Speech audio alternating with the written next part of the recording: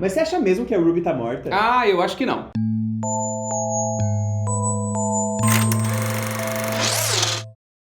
E aí, Rocambólers, eu sou o Jean. Eu sou o Thiago, esse é o canal Rocambole. A gente fala de série, fala de filme e a gente acompanhou semanalmente Lovecraft Country da HBO. E esse vídeo aqui é pra quem assistiu o 10º e último episódio da temporada. Você acredita que acabou? Acabou mesmo. Eu fiquei chateado, gente. Então aqui a gente vai falar o que rolou nesse final de temporada, comentar algumas coisas e dar nossa opinião, é claro, sobre tudo que a gente viu. Ah, então vai ter spoiler o tempo todo, então só veja o vídeo se você já assistiu ou não liga pra isso. E se você tá chegando no canal ou perdeu algum vídeo, sabe-se lá por quê, os links dos vídeos anteriores estão aqui na descrição, corre lá depois. A gente, na real, já sabia mais ou menos o que ia acontecer nesse final, né? Porque a temporada inteira falou sobre a morte do Atticus. Mas a gente ainda tava ali, junto com ele, na esperança, achando que alguma coisa podia mudar. Mas antes de falar disso, vamos entender como a gente chegou até esse momento. Já no início do episódio, o Atticus quebra o selo de proteção que a Hannah tinha colocado no livro dos nomes, e é por isso que ele e a Larry desmaiam e vão lá parar no espaço ancestral. Espaço ancestral, espaço infinito, casa em chamas, tem gente chamando de vários nomes, mas a gente vai definir que é espaço ancestral. E a Larry só foi pra esse lugar por conta da gravidez, porque ela tá carregando um filho do Atticus. E com isso, ela ganhou um papel de muita força e muita responsabilidade com esse livro. E que tem a ver, mais uma vez, com a ancestralidade da Hannah. Como o Atticus é descendente da Hannah, o filho que a Larry tá carregando, consequentemente, também. E a gente teve a explicação do que significam as marcas de nascença, que o Atticus tem nas costas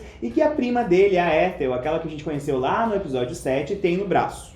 Ou é nesse? Não lembro. Essa marca é um feitiço que foi lançado pela própria Hannah para esconder e proteger todos os seus descendentes daqueles que conhecem a magia, mas daqueles brancos que conhecem a magia. E como a gente viu várias vezes durante a temporada, a magia é feita também através da intenção. Sim. E a Hannah, sem saber, acabou criando esse lugar ancestral quando abriu o livro pela primeira vez. Ela estava buscando e queria um lugar de proteção para a família dela, e essa intenção muito forte fez com que o espaço ancestral fosse criado. E ela estava sendo perseguida por aquelas chamas do incêndio de Ardenham e tal, e ela achava que isso era negativo. Mas quem é que não ia achar que era negativo isso? Aí só mais tarde ela foi entender que esse fogo era sua raiva manifestada, e que esse fogo, quando controlado, podia se tornar seu aliado. Então todas essas cenas que a gente viu desde o início da temporada, Ardenham pegando fogo, a Hannah correndo, são fragmentos desse espaço ancestral, da presença dela ali. E nessa conversa com as ancestrais, já fica implícito que o Tic vai morrer de fato. E ele fala, inclusive, na conversa com a mãe que ele não quer morrer. E essa conversa é muito triste, mas é muito bonita ao mesmo tempo. Sim. Ela fala que ele se tornou o herói das histórias que ele tanto gostava, e a gente começou a temporada assim, né? Vendo os sonhos do Atticus e a relação dele com esses heróis e essas histórias. E uma coisa muito importante dessa conversa também é que ela fala que tudo isso é um começo e não o fim. E essa fala está relacionada ao desfecho da temporada. Então o Atticus, desde esse momento de conversa com os ancestrais, sabia exatamente o que ele precisava fazer. E sabia que ele não ia escapar da morte. E ele chega a comentar com Montrose que a morte é uma das possibilidades de futuro, que isso não necessariamente tem que acontecer. Mas logo a gente entende que isso é mentira, que ele só falou isso pro Montrose não tentar impedir que o plano acontecesse. E durante o episódio, o Atticus teve inclusive um momento de despedida ali com sua família, né? Tá, mas então vamos falar então sobre esse plano e sobre esse feitiço, porque apesar do Atticus saber que ele vai morrer, o feitiço precisava ser feito. Esse é um feitiço que foi aperfeiçoado pela Hannah durante um século e é pra usar o poder do ritual contra a Cristina. Só que pra isso tem que ter uma ligação entre o Titus, o Atticus e a própria Cristina, e essa ligação é com um pedaço de corpo ou o próprio sangue. Por isso que a gente vê o Tic e a Larry ressuscitando o Titus para poder cortar um pedaço do peito dele. Só que é nesse momento em que o Titus consegue voltar à vida ali por uns segundinhos, que ele consegue avisar a Cristina que o livro está com os negros. E aí a Bonita vai lá fazer a proposta pro Atticus de que se eles derem o livro pra ela, ela desiste de matar o Atticus, desiste de fazer o ritual daquela maneira. Ela vai encontrar um outro jeito a partir do livro dos nomes. E promete deixar toda a família fora disso, né?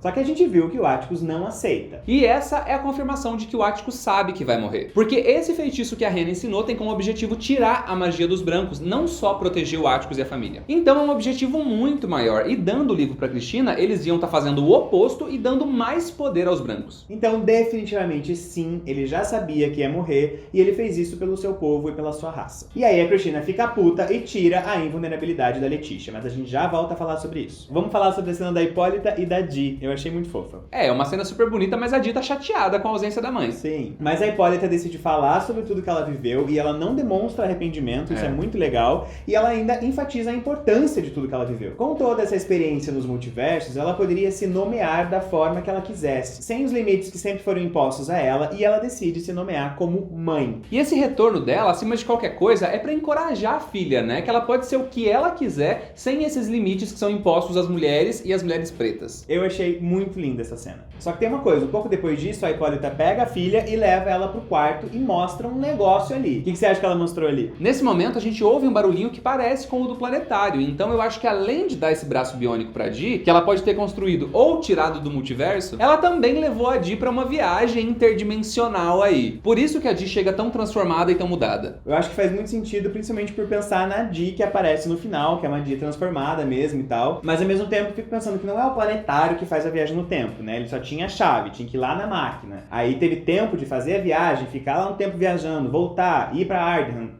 Não sei. Aí use a sua imaginação, eu acho que isso aconteceu. E aí rolou uma reconciliação entre o Atticus e a Dia, ele se desculpa por ter sido babaca com ela na casa da Larry, e fala que ele tava agindo assim por resistência a tudo que a Dia viu sobre o futuro dele, que ele não tava conseguindo assimilar tudo isso. Eu gostei muito dessa cena, porque além do Atticus se desculpar, ele assume que ele e a Dia também têm uma conexão muito forte, começam a se tratar como família. Achei muito legal essa resolução deles. E de toda essa conversa, teve uma frase que me marcou bastante. Qual? Foi você que me lembrou que nós podemos ter escolhas. Então isso tem relação direta com o que o Atticus está fazendo nesse episódio. E aí a gente teve uma outra conversa super importante nesse episódio, que foi a da Ruby e da Larry. Elas tiveram um papo sobre família, e a Ruby foi sincerona porque a Larry, de fato, às vezes, tem um comportamento meio egoísta ali na relação com a Ruby. Mas eu acho que o mais importante desse papo todo é o pedido de ajuda da Larry. Sim. Porque a Ruby se nega e aí a Larry diz que tem mais uma coisa que você precisa saber. E esse é um fim de conversa que a gente não acompanha, a gente não sabe o que foi falado depois disso, mas com certeza foi determinante pro que acontece depois. Mas com certeza esse algo a mais é sobre a invulnerabilidade que a Cristina tirou dela, então agora ela tá correndo risco. E ela queria que a Ruby soubesse disso. E aí eu queria falar sobre a cena do carro, da família indo pra Ardham. Que cena linda! Sério, eu amei demais. Eu achei contagiante, tanto pra gente quanto pros três que estavam mais preocupados ali com a situação, eles acabaram se rendendo. E foi um momento de esperança, de união, foi muito bonito. Mas essa cena serviu também pra dizer, alguma merda muito grande tá por vir. E eu não consigo superar a ideia de que quem tava ali era a Cristina e não a Ruby. A Ruby não viveu esse momento com a família dela. Teve uma infiltrada. Ai, que raiva. Nossa, como eu fiquei indignado com isso. Só que no fim das contas eu acho que a Ruby não tá morta. Você também acha, né? Eu acho que ela não morreu. Apesar da Cristina dizer que matou a Ruby, a gente também sabe que a Cristina precisa manter os corpos vivos pra poder conseguir fazer o feitiço da metamorfose. Nos casos anteriores, os corpos estavam bem machucados e a Cristina estava conservando eles. Exatamente. E aí no caso da Ruby pode ter rolado uma indução ao coma. Eu acho super possível que a Cristina tenha encontrado alguma forma, com magia provavelmente, de induzir esse coma, e eu acho que a Ruby vai sair disso. Então já vamos aproveitar esse momento para falar das visões da Dia. Porque quando a Dia liga a Cristina ao Atticus, a gente vê várias coisas que aconteceram e que a gente não tinha visto. A gente vê a Ruby tentando roubar o sangue da Cristina e sendo pega no flagra. Depois já vê a Ruby em coma, mas sem machucados aparentes. A gente vê o Atticus passando o controle do Shoggoth pra Di, e é um Shoggoth preto e maior do que os brancos que a gente tinha visto em Ardham. Sensacional isso, inclusive. A gente vê também a Cristina devolvendo a invulnerabilidade pra Larry, ainda no corpo da Ruby lá na torre. Então tá explicado porque a Larry não morreu na queda. E aí deu um bug na minha cabeça, porque a Cristina ainda assim, depois de ter feito tudo que fez com a Ruby, cumpriu a promessa de proteger a Larry. E essa jogada da Cristina se transformar na Ruby lascou com o plano da família, né? Porque ela deu um sangue falso, aí o feitiço acabou não tendo a ligação das três pessoas que precisava. Mas é aí que a Di entende o que ela precisa fazer, o se unir à escuridão. E não era da maneira que ela imaginava. E temos esse ritual comandado por mulheres, evocando essa força ancestral da mulher. Foi um momento de epifania, Larry de mão pra cima falando em línguas, o Atticus morrendo, a Dia ligando a Cristina e o Atticus e vendo tudo que tinha na alma dos dois foi alucinante. E essa cena da Cristina assassinando o Atticus foi muito forte, foi muito brutal. Simboliza de uma forma muito direta tudo que os brancos tiraram dos negros. E com sangue mesmo, falando do período da escravidão no passado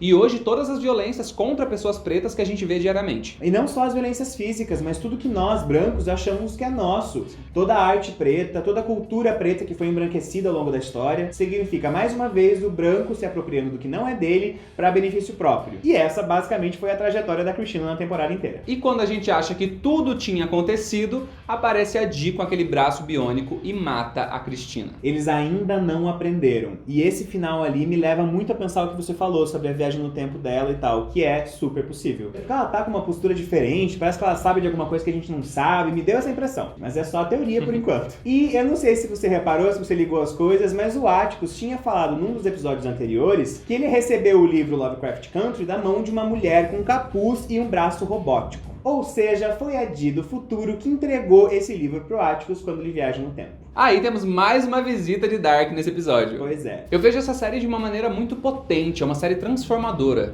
Porque é uma série de representatividade feita por pessoas pretas, com pessoas pretas, falando sobre pessoas pretas e as suas perspectivas. E 2, porque como eu já falei em outros vídeos, essa série foi uma aula. Eu vi um monte de gente comentando, mas a série tá cheia de clichê, tem um monte de coisa que não foi explicada, a série se perdeu. Algumas poucas coisas eu concordo, outras não, mas o ponto é que Lovecraft Country não é sobre isso. A questão aqui é outra. Um conteúdo audiovisual precisa sim ter coerência, mas Lovecraft Country tem, isso é inquestionável. Mas de qualquer maneira, se essas pequenas coisas que ficaram em aberto te incomodam mais do que toda a violência branca que foi mostrada na série, eu acho que você não entendeu. Então vamos continuar vendo conteúdo de pessoas pretas para que daqui a um tempo a gente consiga ter mais empatia e entender o nosso lugar. E eu me incluo nessa, porque esse processo de desconstrução e entendimento do racismo tá entranhado dentro da gente, é muito difícil de encarar, mas tem que existir um momento em que a gente olhe e reconheça isso. Lovecraft Country, pra mim, por inúmeras razões, é uma das séries mais importantes do ano. A gente já falou bastante sobre isso nos vídeos anteriores, mas usar o cinema de gênero como referência para construir a linguagem da série é sensacional. Tivemos o terror, tivemos a ficção científica, a aventura, são gêneros que vimos pouquíssimas vezes pretos e pretas protagonizando. E desde o início, a Misha deixou muito evidente que ela queria mudar esse rolê, que queria dar outra cara para esses gêneros, que ia botar a gente preta nesse lugar. E ela fez isso de um jeito magistral, assim. Eu acho que é uma série necessária para os nossos tempos, e eu vou dizer uma coisa, eu quero muito rever esses personagens num futuro próximo. Lovecraft Country foi a primeira série que a gente acompanhou semanalmente, então muito obrigado por quem ficou aqui essas 10 semanas. Valeu, galera, a gente vai fazer isso mais vezes. Foi uma experiência muito importante pra gente, mas nós somos dois brancos falando sobre o assunto. Então eu gostaria de pedir pra você que vá atrás de conteúdos de pessoas pretas sobre Lovecraft Country, porque com certeza vai ter uma perspectiva e uma identificação sobre o assunto que a gente não tem. E a Misha já deixou claro que sabe uma direção que a segunda temporada tomaria, mas não teve ainda nenhuma confirmação, nenhuma renovação oficial por parte da HBO. Vamos ter que aguardar. E ela falou isso sem dar absolutamente nenhum spoiler. Então a gente não sabe se esses personagens que sobreviveram vão voltar ou se vai ser antologia, nada. Não, pelo amor de Deus, eles têm que voltar! E é isso, gente. Fim de vídeo. Obrigado por ter visto até aqui. E mais uma vez, obrigado por acompanhar semanalmente. E se você ainda não fez isso, se inscreve no canal agora, dá um like no vídeo e ativa o sininho para receber notificação dos próximos vídeos. E deixa aqui nos comentários também o que você achou desse final de temporada e você acha que ela vai ser renovada? É isso, gente. Tchau!